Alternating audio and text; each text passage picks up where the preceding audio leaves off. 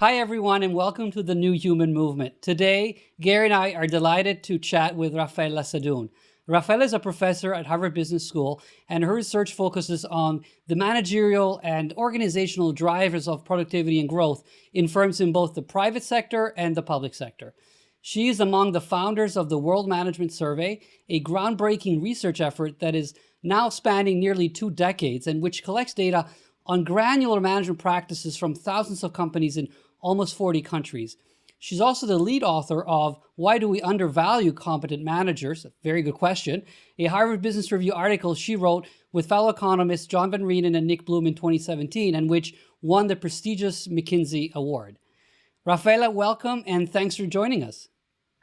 Thank you for having me. Very excited to be talking to you and Gary. All right, our pleasure. So let's dig into it right away. You're one of the world's leading experts on the rigorous measurement of how management practices impact organizational performance. You know, one of your slogans is management really does matter.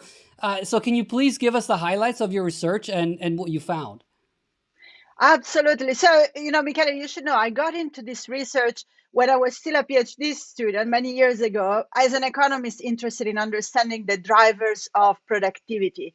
As we know, there are massive differences in productivity across countries and even in firms within countries.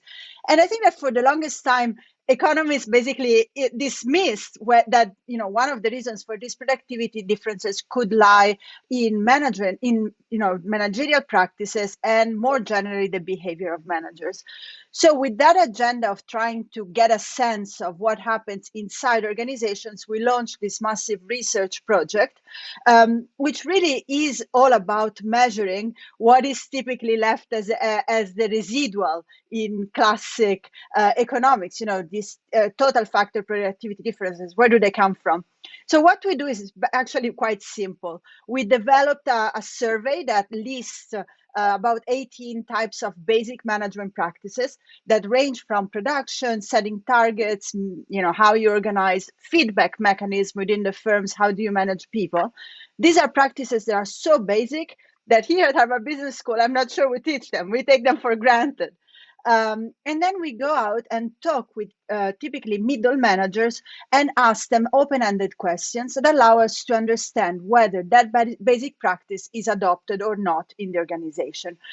This comes at the end of the day to a quantification, a number that ranges between 1 and 5 that gives you a sense, a very rough sense, but at least a comparable number that gives you a sense of the quality of management practices adopted in the firm.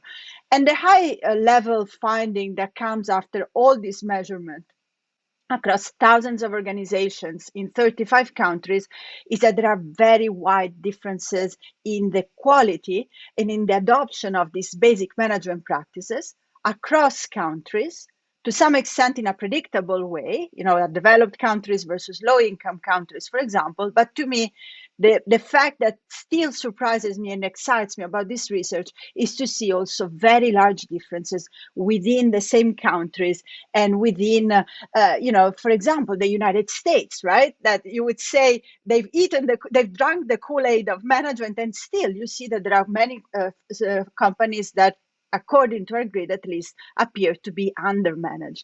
And this is true. The opposite is true. For example, India, which in our country rankings comes pretty low, appears to have some really exceptional examples of companies that are run incredibly well, that live next to companies where things happen. I don't know how they exist, to be honest, but they're very different organizationally. And so I would say that the first highlight result is this massive heterogeneity in the adoption of management practices. The second result is that these differences, as you were saying, matter, in the sense that differences in the adoption of management practices map in differences in productivity, profitability, growth, and to some extent also these very rough measures of innovation that we were able to match with the companies in our sample. And I would say I'll stop here. I can go on for hours if you want on these two things, but at a high level, this tells you that there may be a gap in adoption, and that this gap may also be important to understand performance differentials across firms. So, and Raffaella, that's a very wonderful summary of your research. And it's really interesting that there is this persistence of differences in adoption of management practices, despite the fact that they lead to performance improvements. And so perhaps some of your fellow economists, might have been surprised by this, and might have even thought, well, if these management practices are so good, they, everybody has the incentive to embrace them. So, are you really sure, Raffaella? And so perhaps, and we hear that, by the way, often as well when we talk maybe about bleeding edge practices, maybe beyond the ones that you measure.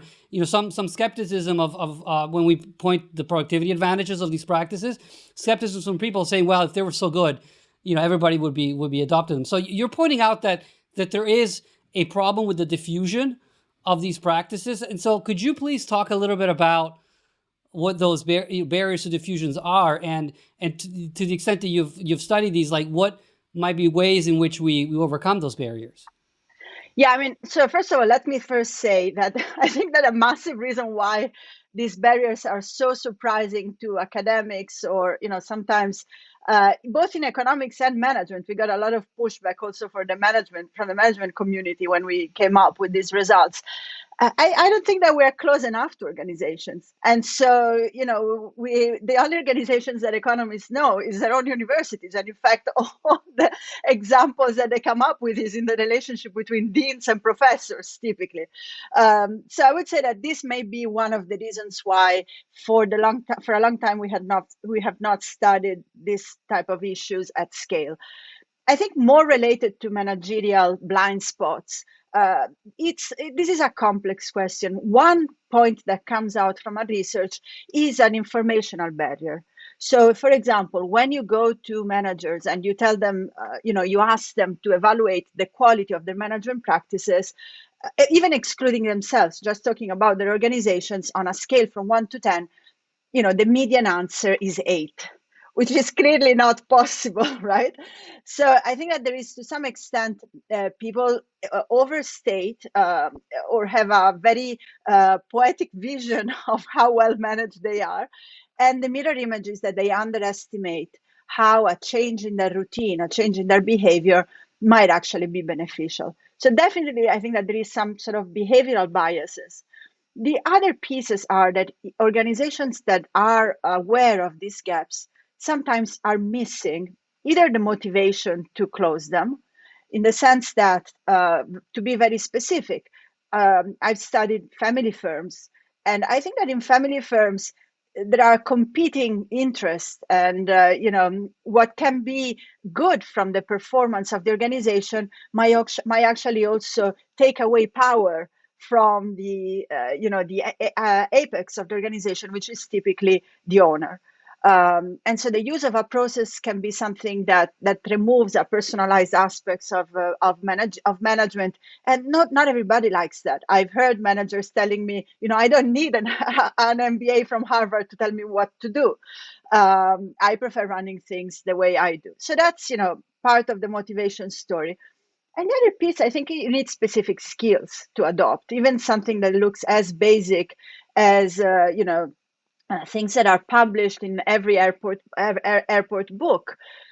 Leaving aside the numeracy and literacy skills that are needed to understand the data and all that, I also think that there is a set of bundles of skills that build buy-in and gives you the authority to tell people what type of process we should all be following organizationally, that are closer to being able to be a good priest than being able to be a good manager or engineer. And so these are skills that some people have; they are innate, but I'm not sure that we're really cultivating these skills to the extent that we could. So, Raffaella, maybe I can jump in there with a question or two. What I actually, to be really honest, what I found surprising about your research is that people find it surprising.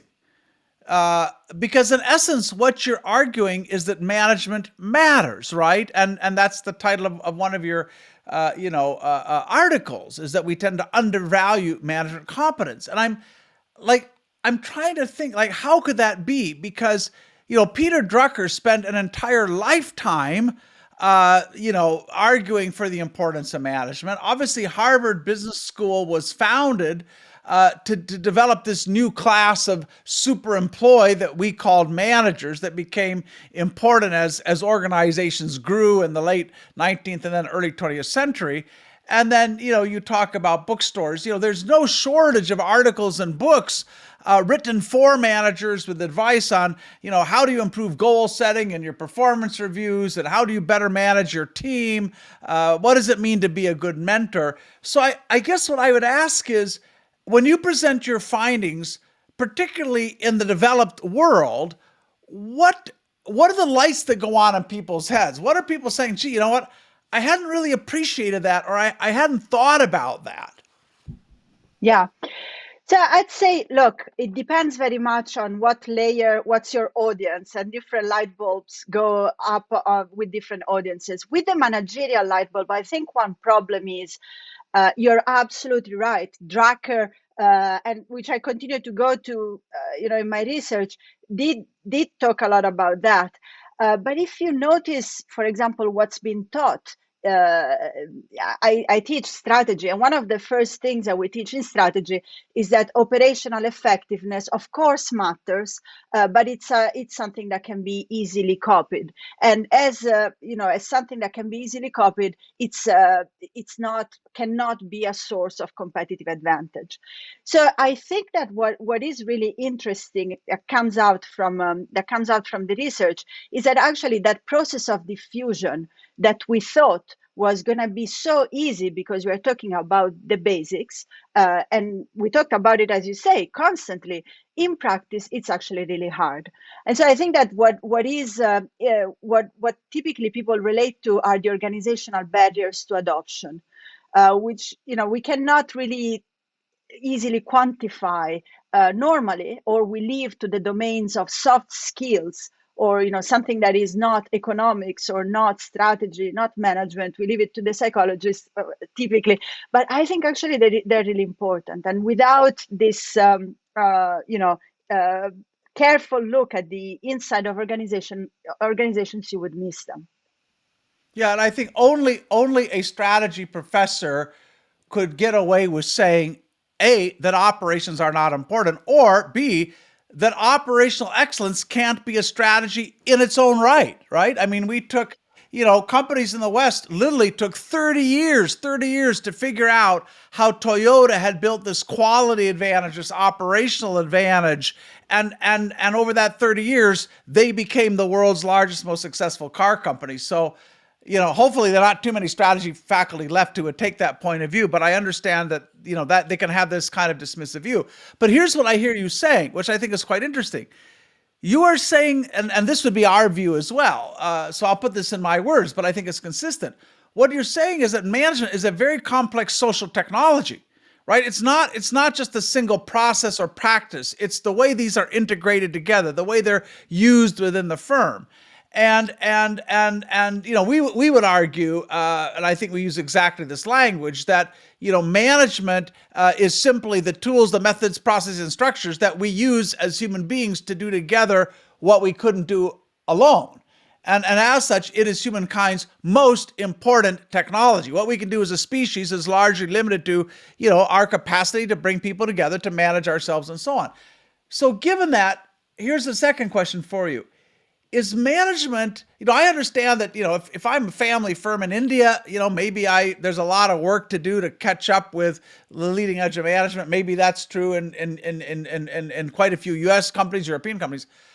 But is management getting adequate attention inside business schools? Does the average MBA leave Harvard Business School understanding where the leading edge is today on performance management, goal setting?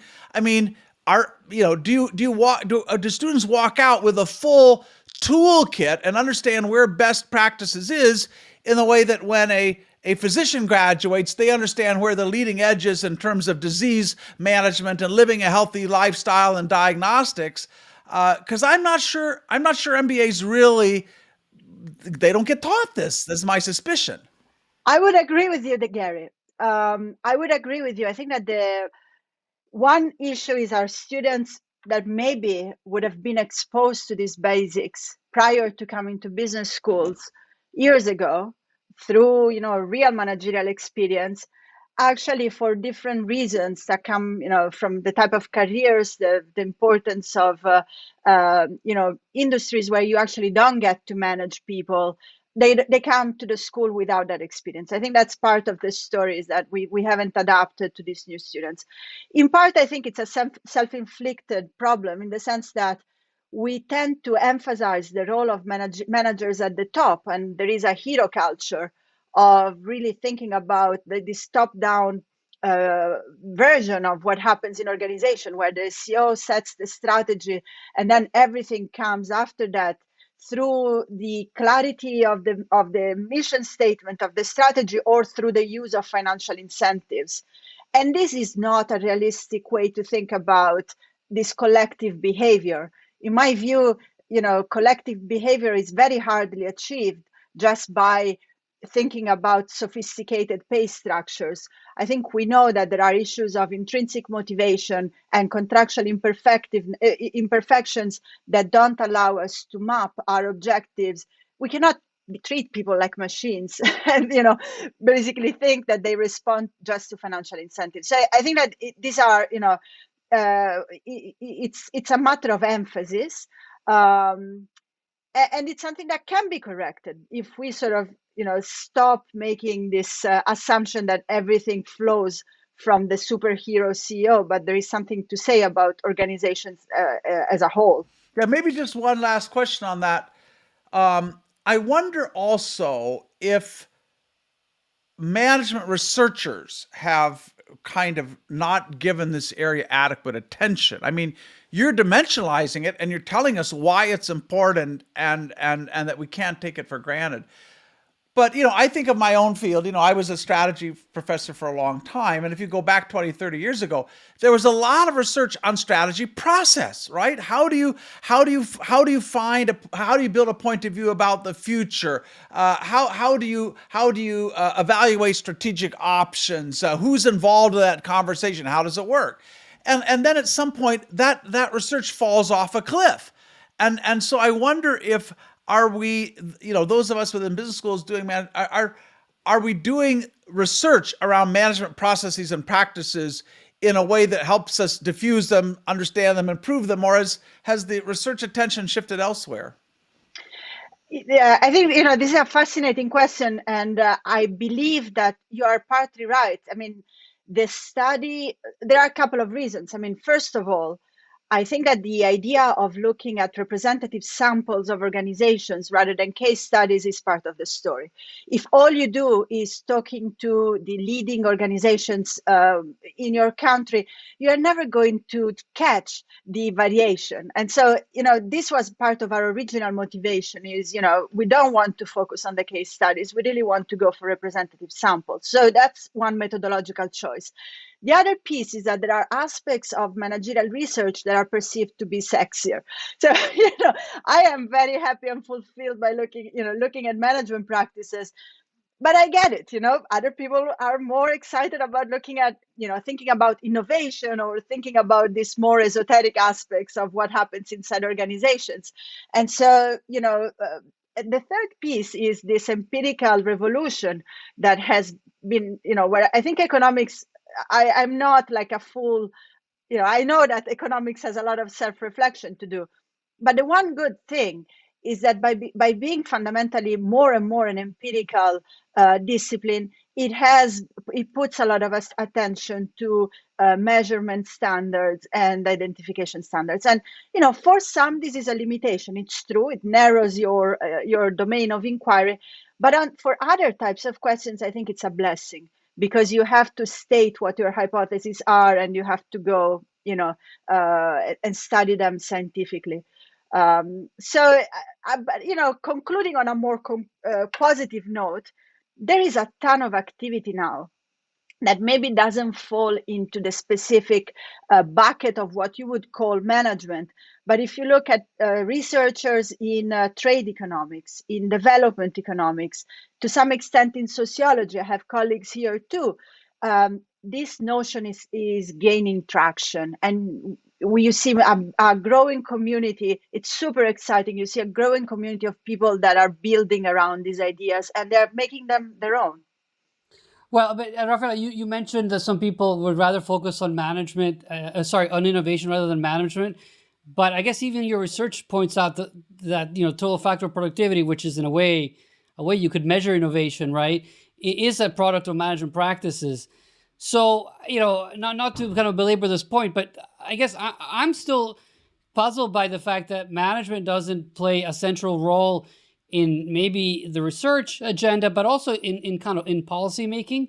Because I've been reading a lot of tracks around economic and social progress and revolution in productivity, and they always focus on technological breakthroughs. They always focus on political, institutional, setups and so on, and in the structure of the market, but hardly ever do they focus on management, organizational innovation as a lever. Even though if you go back in time, even in the Industrial Revolution, what Sears did, what even like GM and DuPont did. I mean, you could show that their management practices were fuels of total factor productivity, right? So why I mean, I think that management is still very much an underrated factor, and I'm curious to get your take. And if you agree, like, why is that, and what can we do to make it more sexy or more prominent in this kind of discourse? Yeah. So look, there are a couple of things. One is I think that there is a false trade-off that is perceived by people where they say management is necessarily detrimental to innovation because it constrains exploration.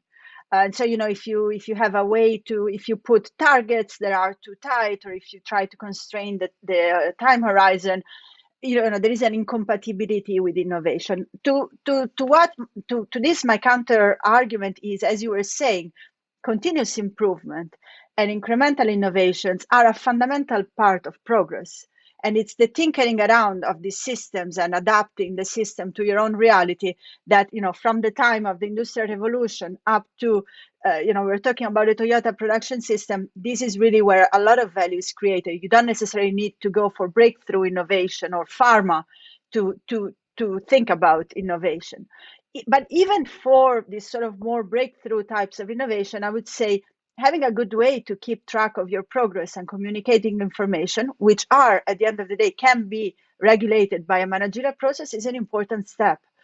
And so from that perspective, I think we have some work to do to break down this false perception of a false trade-off, similar to the false trade-off between strategy and operations that we were discussing earlier. It's all interrelated. And the second piece, when it comes down to policymakers are not very different from economists, and sometimes they're actually the same people. I have many discussions with policymakers. I think that the prevalent belief is still one that says, if I give you the tax incentives and if I let competition really function, the inefficiencies that we find in the data would automatically be absorbed, or they would disappear.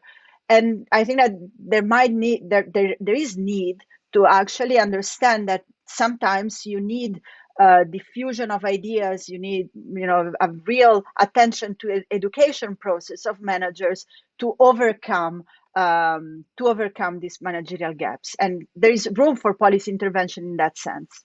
I just want to underline something you said about this kind of false description, or this false, I guess, contrast between good management discipline and innovation. And I get that in some ways, they are. I don't want to say mutually exclusive, but there's a tension there, between the explore and the exploit.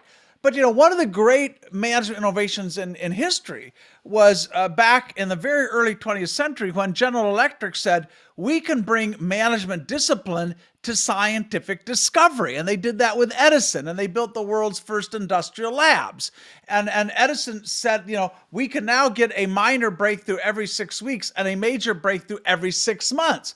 And I think, when I look at today, how many companies still struggle with innovation, they kind of see innovation as this mystical thing that happens, despite the system, and you have some brilliant lone person there who fights their idea, rather than asking, how do we take every part of the management model, how we hire people, how we reward, how we manage, and let's look at every one of those things and say, how do we make it innovation friendly? How do we have good metrics around the quality of new ideas and how many are getting to market? How do we put innovation into executive compensation systems? So rather than thinking these things are counterposed, right? Innovation, creativity, and management discipline, how do you recognize that if you want to do anything at scale, you need some systems and processes, and you can bring, good management practice to the question of how do we make innovation that's happening everywhere all the time and is well supported, rather than something that happens by accident or randomly. So I think your point that, we've gotten stuck with this categorical thinking, I just want to underline that and say, I agree 100%. And Gary, I think the issue is that process of adoption, more than adoption. How do you adapt the system and make it yours? I see that some companies are actually able to build growth on thanks to this process, but that's a really painful process, and it requires a certain mentality and a certain ability to really take stock of the learning and make them adjust, not just one lever. I think one issue is that often you do the adjustment, but you're just one lever. But if you don't think about these issues as systems, you don't realize that it's all the levers that need to be changed at once. And that process of adaptation, I think, is poorly understood. I hope you're enjoying the conversation. And I just wanted to take a moment to thank Haier for underwriting the costs of producing this interview. Haier is the world's leading appliance company and also a global leader in the Internet of Things. For the last decade, Haier has been leading a remarkable revolution in management. It is proven that even the largest, most complex organizations in the world can be entrepreneurial at their core. Now, back to our conversation.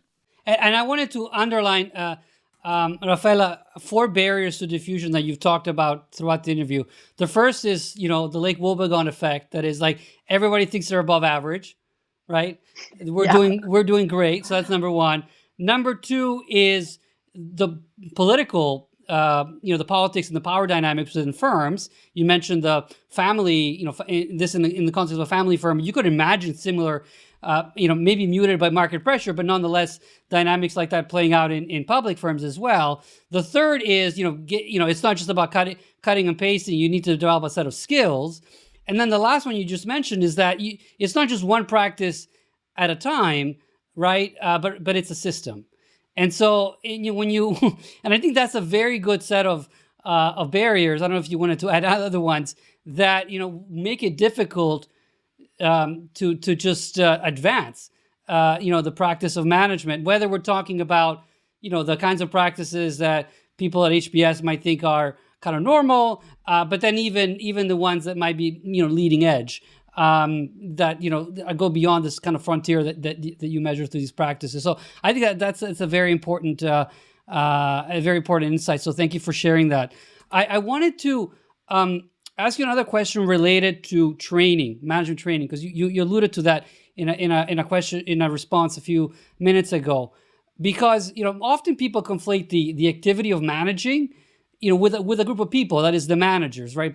But we've seen that the work of managing can be syndicated. Yeah, you probably need managers to manage, but management can be broadly distributed inside of firms. And you have studied this and did some, I think, field research in the context of hospitals and the medical professions, where you saw the benefits of training doctors and other medical staff in leadership and management. So can you please talk a little bit about that and what are the implications in terms of how we think about management training, for managers and non-managers as well? Yeah, I mean, this is like a spin-off of the original research I was mentioning. We've done it in the manufacturing sector, but then the question rose, what's the limit of these practices? How far can you go? And my father, as you know, Michele, was a doctor. I don't know if I told you, my brother was a hospital manager. So for me, getting into healthcare was almost like a family choice, right? I wanted to see. And when you start measuring the adoption of this type of practices in healthcare, what you notice is very similar to what you see in manufacturing, which is wide dispersion within countries and across countries. And for in the case of healthcare, I want to stress correlations. I don't have causal evidence, but correlations that good management comes with better clinical outcomes. And again, you look more in detail at the data, and you realize that the organizations, the hospitals that were able to get this higher quality of management practices also tend to have managers that have this combination of clinical and managerial experience. I think this is, the description that comes from the data. Then there is a lot of field work and casework that I've done over the years. My sense is the following. My sense is that doctors are often promoted to managerial positions or researchers on the basis of how good doctors they are, and not on the basis of how well they can actually coordinate people. And they're super well intentioned, but they really don't get the basic training of, for example, listening to a nurse that brings a problem to your table, and instead of taking out your doctor's hat and immediately putting the nurse on a different hierarchical level, you should treat the nurse as a team member. And this is a person that is very close to the action and can tell you something very deep and important about the operations of your team. That typically don't happens. And so I think what's really important is, we should be able to give to people that have managerial responsibilities and the responsibilities of other people the instruments and the tools to be able to collect information, react to information, and coordinate more generally. But the second point is also very important, that the people who do this job have the credibility to bring with them the rest of the team. And so I don't see, for example, if you put a person that has a purely business experience in charge of managing doctors have deep expertise. They're not going to be willing. It's a both, precisely because it works both ways. It's top down and bottom up. You need to be sensitive to the fact that the doctors are not going to take orders from you.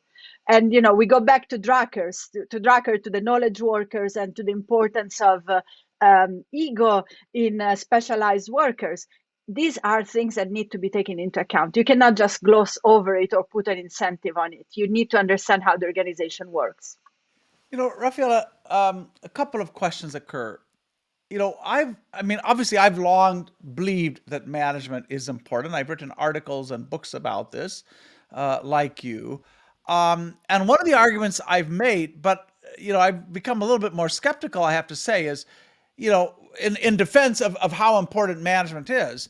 I've pointed historically to organizations like Procter and Gamble, like IBM, like General Electric, but companies where leaders in those companies for years spent a lot of time thinking about management, not just about technology and products, but they were thinking about, how do we organize ourselves? How do we manage? They thought about process. They made enormous investments in upgrading their kind of managerial capital. But many of these organizations for the last several decades, the ones that I thought took management most seriously as a source of advantage and as an area of competence, they're going sideways. They've missed the future. They've become sclerotic. They're not adapting very fast. So do you have a view of what may be happening in those cases? Are there cases in which kind of management goes toxic, or where it becomes almost over institutionalized, and a company becomes hostage to its internal processes? There's too many of them. There's too many layers. It takes too many times to get a decision. How do you explain the fact that some of these companies that a decade ago or less were icons of world-class managerial competence are now struggling? This is a really interesting question. I can think of two things that come to mind. The first one is, as you were saying, if you start thinking about management as capital, or management as something that needs to be replenished, there is a depreciation rate attached to management. And I think that one of the problems, for example, in the most recent saga of GE, is the fact that for after Welch, management was taken as a given. And so we are well known for a managerial reputation. My sense is that there has been a really large underinvestment in these basic processes.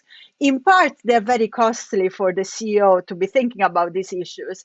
Think about the opportunity costs. You either think about improving lean, or you go on CNBC, or you get a prize for the best CEO of the year.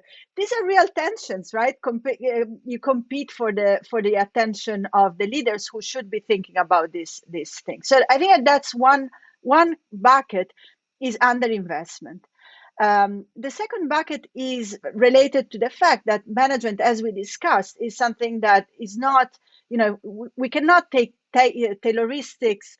For example, you cannot take Taylor and think that Taylor is going to work today. It's a constant adaptation.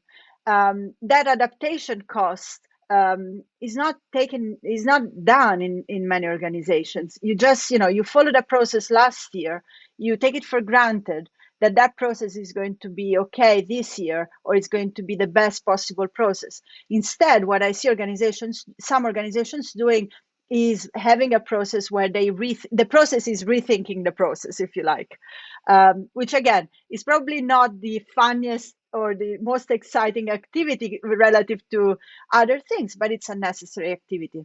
And if you want to avoid bureaucracy, I think the principle is you go back to the principles and you adapt the principles to what's needed today, instead of just replicating how things were done for the sake of keeping the status quo. Yeah, I think that's an important point, because if I understand you, Raffaella, you're saying every organization there's two things you have to be thinking about. One is, given current best practice, where are we lagging behind, right? Where, versus the best, where do we, where are we falling short? But at the same time, I have to be asking, where do I need to be extending the state of the art? One of the things that we find a lot when we go into organizations, we talk to them about how they evolve their management models and practices. They kind of suffer from what we would call ambition deficit disorder, ADD. That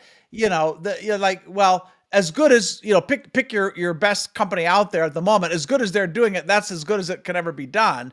And we often find a lack of kind of aspiration that says, how do I think about this in a whole new way? How do I make this system, this process, a source of genuine competitive advantage? But I hear what you're saying is these are not mutually exclusive, right? Understanding where you've fallen behind, where you're not even up to standard is important. But at the same time, you have to be looking about, you have to be working to build tomorrow's best practices today as well. Yes. And all this, Gary, I think my main point is that all this requires managerial attention. And, Yeah. I look at for example, I look at how CEOs spend their time.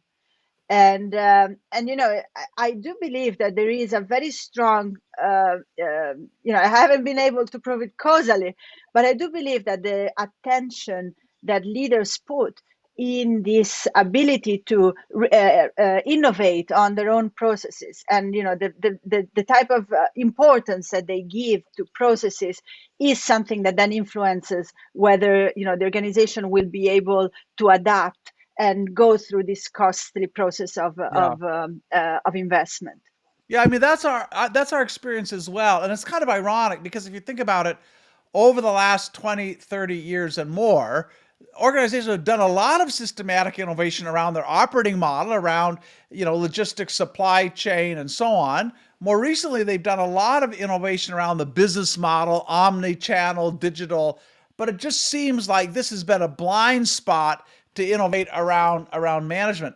But let me throw out another question that goes back, to your central tenet about how important, managerial competence is.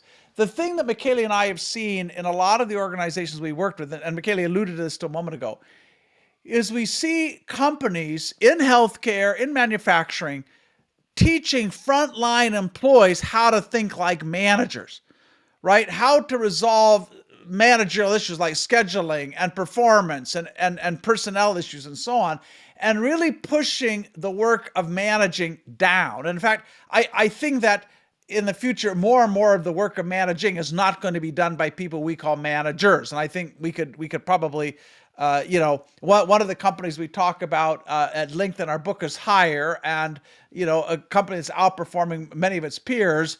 And when they moved to a new management model, they got rid of 12,000 middle managers, and those jobs will never come back. And we don't need them, because you can have now people on the front lines who have the information to make the right decisions, who have the managerial competence, that have been trained to think like business people. And we have new ways of coordinating horizontally using technology and so on. So we don't need all these layers of integrators and controllers. So taking that premise, here would be a question for you as a business educator. And this would be my argument if I was talking to the new dean of Harvard Business School or any other dean. So every year, business schools, you take the top 100 business schools in the world, maybe together they train 100,000 people kind of as managers or whatever we think we're training today. But I wonder whether we should be focused somewhere else. Should the question of business schools not be, because I have a sense that most of the people we train, they're going into organizations that already have pretty good managerial competence, right? Should we be asking instead, if the goal of a business school is to raise managerial competence globally, shouldn't we be asking as a business school, not how do we train 1,000 or 1,500 or whatever MBAs a year? What we should be asking is, like, how do we reach 1 million people a year, 100,000 people a year? And maybe, one of my arguments, I'd love you to respond to this, is that, probably the best thing any organization could do with their, quotes, management development budget is to spend that entire budget, not teaching, business unit leaders how to become corporate leaders or whatever, but we should take that entire budget and spend it building managerial competence among people on the front lines. And it just seems to me that if you take your argument to its logical conclusion, where business schools need to be paying attention needs to change. And we should be thinking about having a much deeper and bigger impact than, training yet more managers to go to work in global 1,000 companies, which, already probably have quite a few good managers. I love it. So I want to say, I totally agree.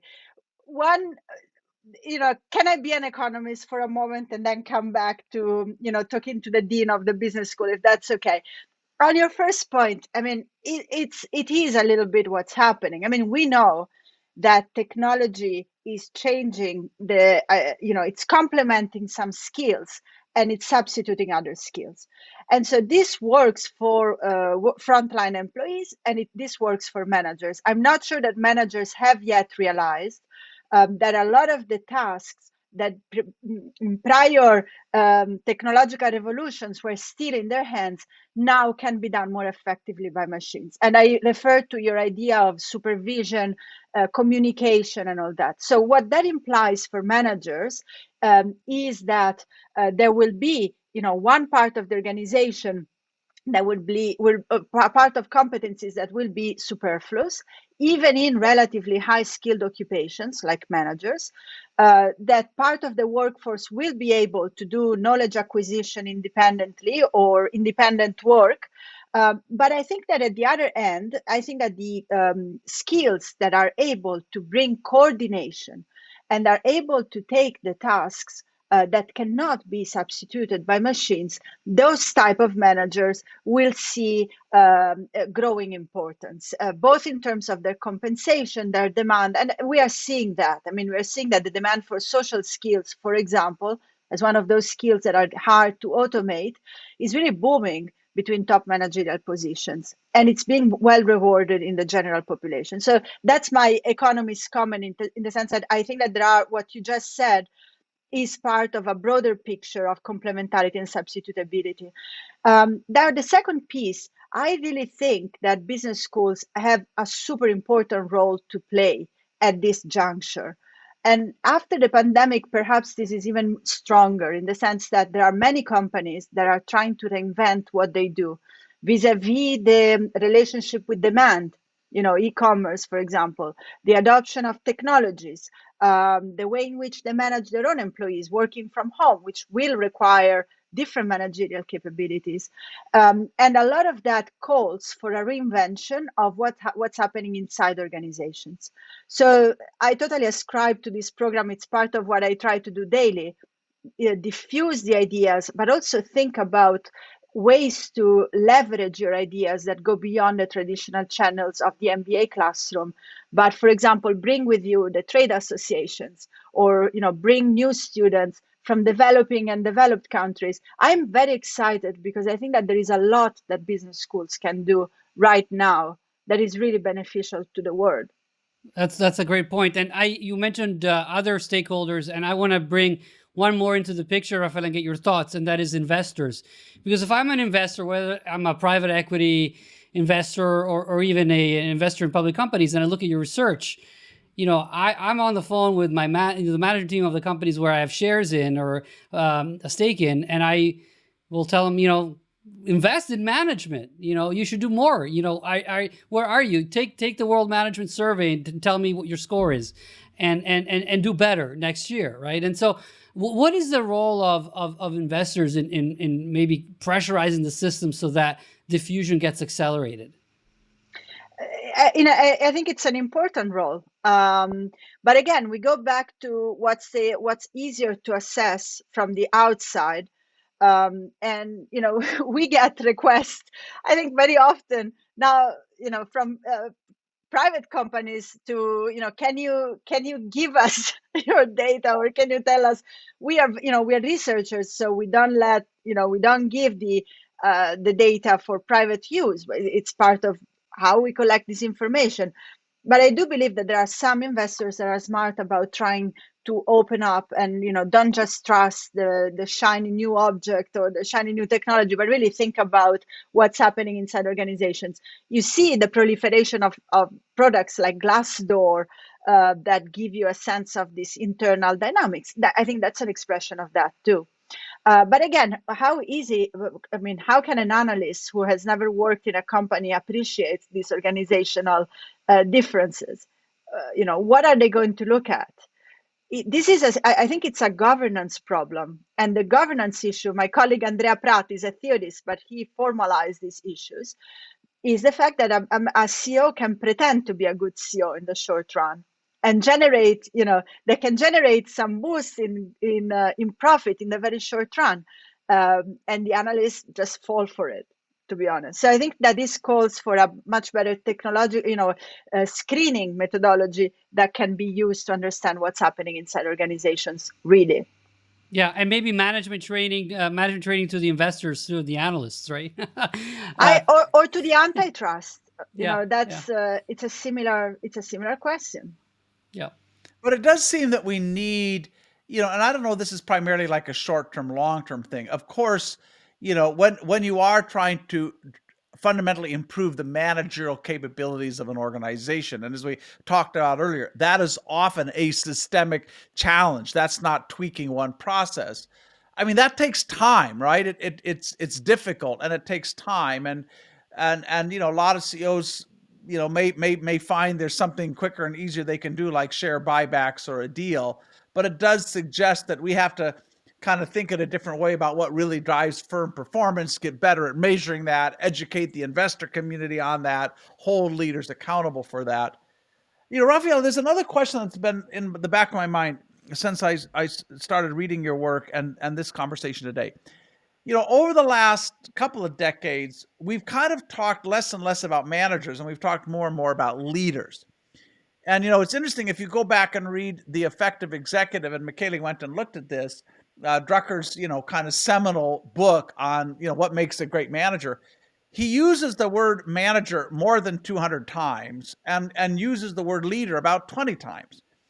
And yet, and we've looked at this, if you just look at, Google, you take Google data, the term management development has basically gone out of fashion. Like leadership development has kind of exploded. So how do you see, and do you see, and I have my own view, but how do you see the difference between kind of managers and leaders? Is this really a distinction, or Is this just us trying to kind of sex up the job of a manager by having a new more aspirational word? No, look, I went back to Drucker too, and I went back to Cotter, who also speaks about these differences in his work. So, I think that to some extent, I interpret it this way. There are, to some extent, the job of whoever is in charge is to, work on the knowns and maybe have more of an operational role and really be connected to the production activities. That's how I see a manager, a very important role, but it's something that is intimately more related to production activities. And then the way I think about the leader is, if you like, somebody who is coordinating the work of other people, including reacting and modifying and perhaps adapting to new circumstances. So one has more of a sort of a dynamic nature and more, if you like, dealing with these coordination issues than the other. I think they're both equally important. You need both. I would say that it's also a function of certain companies needing more of one type versus the other. This is an aspect that it's often misunderstood. Different companies need different things. A small organization has different needs relative to a large organization, and I don't believe in the model of the single CEO or the single person in charge being equally important across all circumstances. Part of our education should be in understanding the value of the match of the person with the company, rather than just attributing all the success or the failure to individuals and sort of neglecting the importance of the match. I think that this is part of the confusion that goes into, for example, compensation and screening, is not really understanding the importance of these organizational compatibilities.